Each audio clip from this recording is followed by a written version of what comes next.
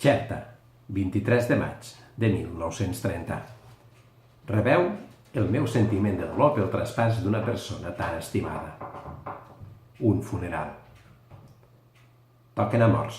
El so de les campanes se sent llunyà des de la casa d'aires tropicals, als afores del poble, on una cinquantena de persones esperen a la reixa d'entrada, a la banda del carrer. Totes miren cap endins, sota les ombres d'uns ficus gegantins.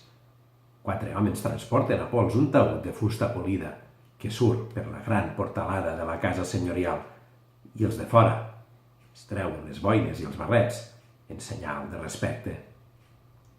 Els portadors carreguen el fèretre dins de la carrossa fúnebre de 4 cavalls, deixant anar algun esbufec per l'esforç.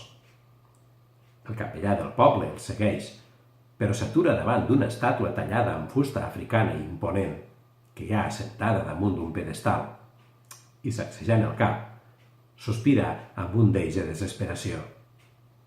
Després, envoltat d'escolanets, se situa al capdavant del seguici, amb l'alcalde i la senyora que fan de cap de dol, estalonats per la resta de les autoritats i les seves cònjuges, que de tant en tant es torquen els ulls amb mocadorets de fil. El lacany crida arre als cavalls, que arrenquen sense renillar.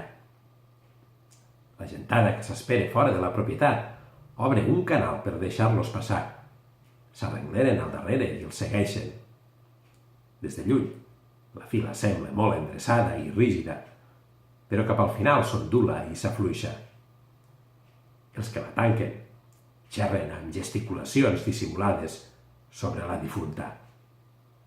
Com podeu dir una cosa així? No és veritat que s'havia fet passar per morta.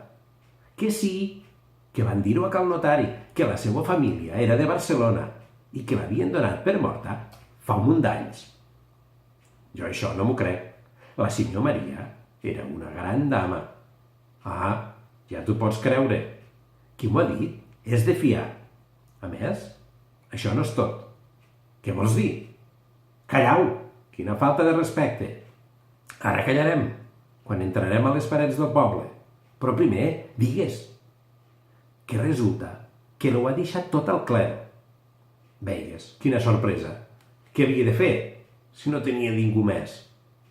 Però a canvi d'una cosa que... Què? Xxt, mutis!